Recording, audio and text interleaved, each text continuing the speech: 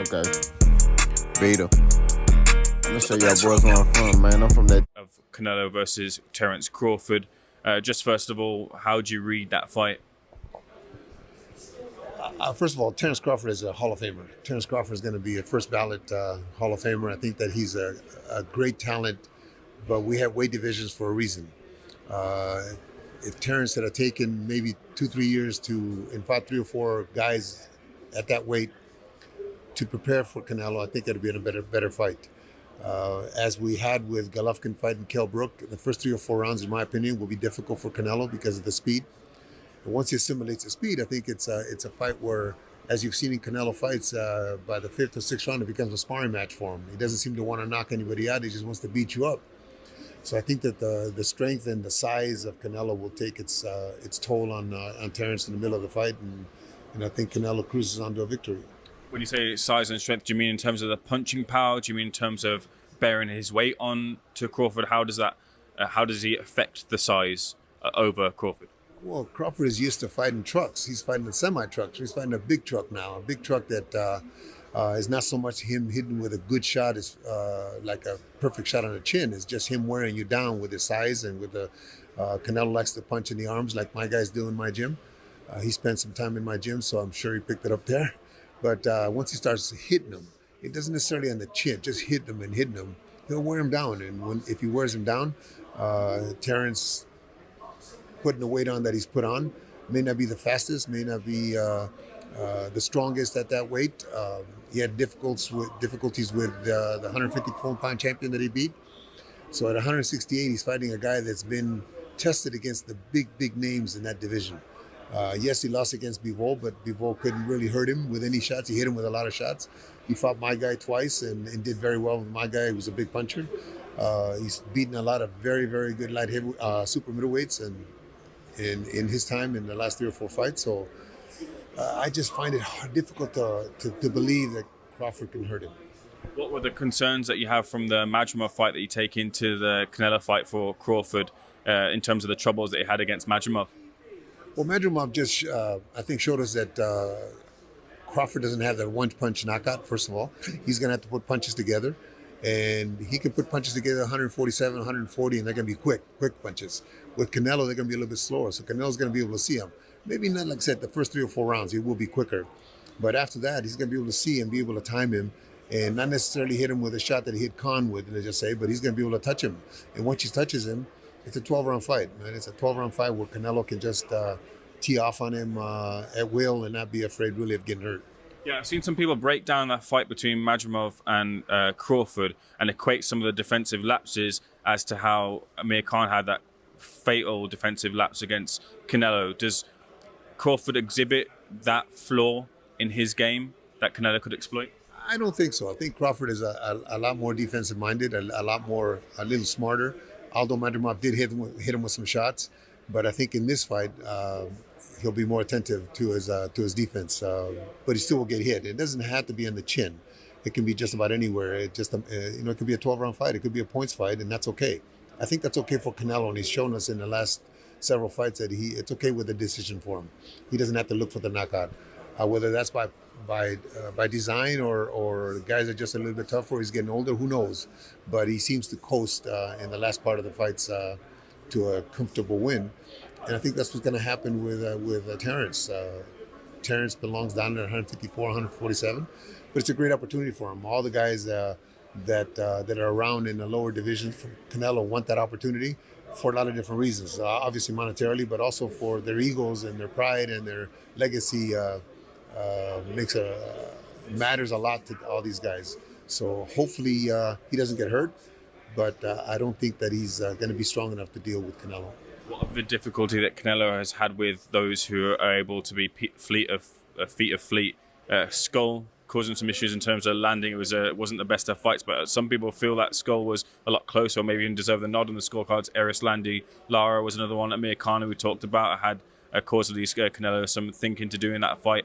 Can Crawford implement some of that style? Dimitri Bivol as well too. Can Crawford implement some of that style to frustrate Canelo? Well, Lara was a long time ago. It's a Skull fight. Sometimes these guys at that level don't get up for fights. Skull really wasn't a guy that was known. Skull wasn't a threat to him at least leading up to the fight. He became a threat just because he never stopped. He fought a good fight for Skull, but not something that everybody wanted to see. I think Crawford motivates. A name like Crawford, a name like Golovkin, a name like Bivol motivates Canelo and motivates him to maybe be more focused. I don't think it'll be the kind of fight that Skull had. I think that Crawford has the responsibility and the pressures on him too to make it a fight. He's a proud guy. He's a guy that fights to win, but he's gonna have to stop. And when he stops and when he has those moments in a fight like he did against Madrimov, Canelo's going to be able to go between his punches and be able to time him and be able to hit him. And if he hits him, he'll slow him down. The obvious question with yourself is, and for many people in the industry or fans feel that like when it came to the fights between Golovkin and Canelo, certainly Golovkin deserved at least one victory on the card. But can Crawford take any of Golovkin's game plan and try to do what Golovkin did against Canelo? There's no way Crawford can do what Golovkin did. Golovkin's a different animal. Golovkin's a 160-pounder, very strong, very dominant, big puncher. And Crawford doesn't have that. Crawford has great skills, but doesn't have that punch to keep Canelo off of him. Golovkin had that punch and that strength to keep Canelo off of him, to keep him from just doing whatever he wanted. I don't think Crawford has that. Even at 168 or 180, it doesn't matter. He hasn't had the time to develop that strength, that body strength, and that punching power to be able to deal with like Canelo, with a big truck like Canelo. So you can't really compare Golovkin to this Crawford. I saw at the press conference that I covered in America, I think it was the Vegas one, and I believe it might be the first time that Canelo had said that Golovkin was his toughest opponent. He usually had said Dmitry Bivol, but he's now said that it's Gennady Golovkin, who he credits as his most tough opponent. What did you, if you've seen that, what did you take from Canelo admitting that? Well, I saw that, and I think what he's talking about is the body strength and the punching power. Bivol's a great fighter, great skills, but he doesn't have that power that makes you think twice about making a move. Golovkin, every time Canelo would make a move, would hit him. They would both hit each other with great shots. I don't think Bivol, I shouldn't say scared him, but made him weary of making a move. Yes, Bivol hit him actually with probably better, cleaner shots, but just didn't have the power behind him like Golovkin did. So I knew that he would recognize that. I knew that he would say that, but he's saying it because he knows it's true, and he's saying it because he's being truthful with himself. There was a Shane Mosley brutally honest about Canelo versus Crawford. Jamel Charlo was telling Crawford too, like when you move to 168, you're gonna slow down. You're not gonna be as fast. You're gonna be slow. You're not gonna be moving out the way as much. It's gonna feel different. You feel like you're getting tired quicker. You know what I'm saying? Because you have extra weight, so you have to deal with that. And it being the first time you actually go up into that type of weight class, that could be a problem. You know what I mean? Yeah. Like this is the first time that you're entering 168. You've been in the 154 one time. You've been in the 47 your whole career. 154 one time, and then you go to 168. Like, it's kind of hard. Yeah. So the difference is going to be is the weight. Crawford might not believe that right now, but he will when he gets in the ring. The difference is the weight. The weight is, if there's a 154, it would be a good little scrap. That would be more of an even fight if Canelo was still 54 back in the day, maybe. That would be like an even fight to me. It's going to be very hard for Crawford to do something. Hey man, say man, what it do? Still with the campsite like a lamb, big boss, K-Po, talk boxing, fuck about cylinder. Man, tough time, don't lie, good people do, don't off yourself. Call them in if I like, maybe you matter, peak game, metaphors on what's one. Man, it's hot. Out there in this Texas, just got through listening to my daily dose of the word of God. You know, I always try to feed my spirit, you know what I'm saying? You know, as well as my physical, you know, I always try to build with my spiritual man, because, you know, we always try to work on the outer appearance, but, you know, we don't try to work on our spiritual man. So, you know, boss, you know, I feel like that's part of being a man, is you have to be mentally and physically strong and spiritually strong. You got to be in one with God, man. You know what I mean? I'm not talking about no weirdo stuff, like, you know, some Erykah Badu stuff. I'm talking about, like, worshiping Jesus Christ, you know what I'm saying? That's what it is, you know. So that's why I live such a peaceful life, and I can go around here and not be worrying about, you know, the foolishness, because I don't move in foolishness. You feel me? But let's talk boxing. But I gotta address this real quick, okay? I made a video addressing this. I'm gonna address it one last time. I ain't gonna talk about it no more. You come in my comment section talking crazy, talking about you wanna do this, you gonna do that, you know, talking gangster and all that. That's you. I told you, I'm not gangster. You know what I mean? I'm a Christian. I'm not gangster. But I've always said that from day one on my channel. I ain't gangster. But I'm a grown man on top of disrespect. And that's what it is.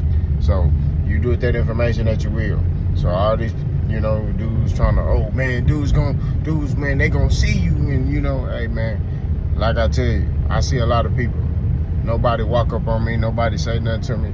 For starters, I don't have that demeanor, you know, for somebody to just want to come up on me. You know what I'm saying? And for starters, I don't bother nobody. You know, so, you know,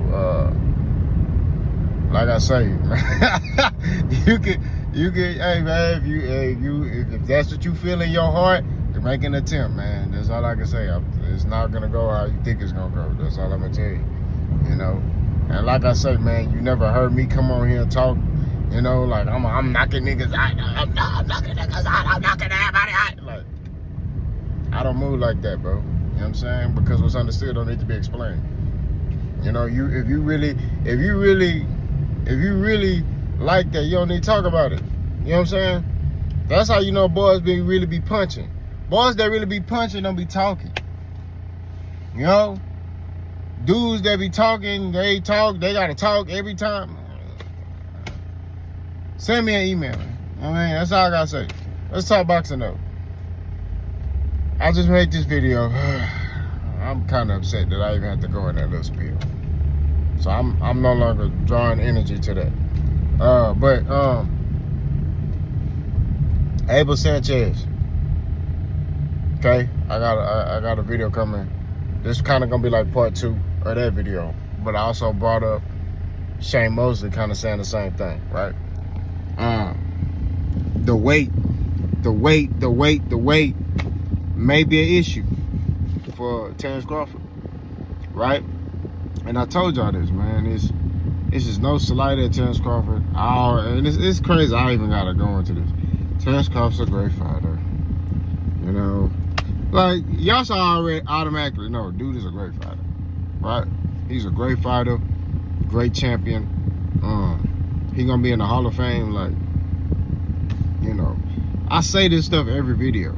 It's just y'all want me to sack chase this nigga. Y'all want me to be like, oh yeah, Crawford's the best. Nobody can beat him. I don't do that. You know what I mean? We're a fan of boxing. You know what I mean? You know, and Doug Kent, hold on, just hold on. I'm gonna get to you in a minute. You know, we cool. You know what I'm saying? But you know, you start feeling yourself. I don't know if your fingers was, you know what I'm saying? You start typing a little too much, my boy. You know what I mean? But they talked about the weight, right? And they talked about how the weight may be an issue, right? You know, and now they both pretty much said Crawford very well may beat, you know, Canelo, but they dismissed this whole notion of the knockout, you know, the knockout and all this other stuff. You know, they dismissed that because they're like, bro, when you move up in weight, you get slower.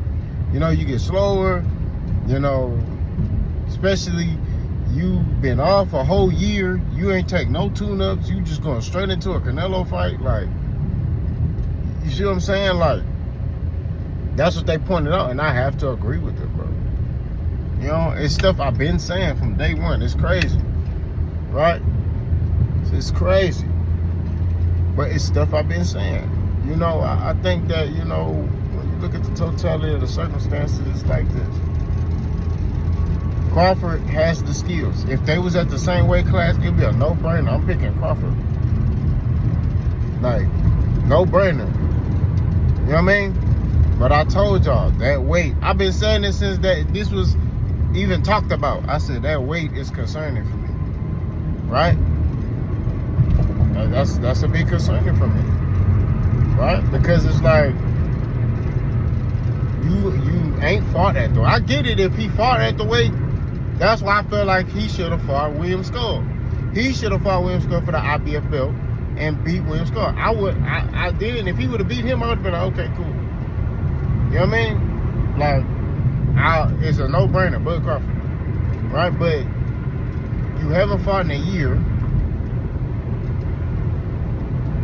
You going up 3 weight. It's just too much of the unknown, right? And that's what I'm highlighting. That's what I'm talking about, right? And that's what these two are talking about. Shane Mosley, Abel Sanchez. Like, bro, you moving up. Even Mike Tyson was like, man, it's that weight, man, right? He like, man, it's the weight. It's just, that's too much weight to overcome. And I'm like, yeah, it is. It's too much weight. You're at 147 for like 10, 11 fights. And then you fight one time at 54, and then boom, take a year off, 68. It's like, whoa, hold on. You know, and you're a year older. It's just too many obstacles, right? So I don't know. You know what I'm saying? But he is fighting a older, washed-up Canelo, so he very well can do it. You know what I mean? He's not fighting a prime David Benavidez. He's not fighting an in-prime fighter. So I guess if you look at it, it's kind of even. You know, when you really analyze it, I mean, Canelo, he 35, but he an old 35. The man got almost 70 fights. You know what I'm saying? So he been a pro since he was 15 years old. You know what I mean? Fighting in Mexico. You know what I mean? So I don't know, bro. It's just the weight. That's the thing for me, right? But we shall see. You know, well, y'all are gonna let me know because I ain't watching. But y'all let me know what I think. Boss go.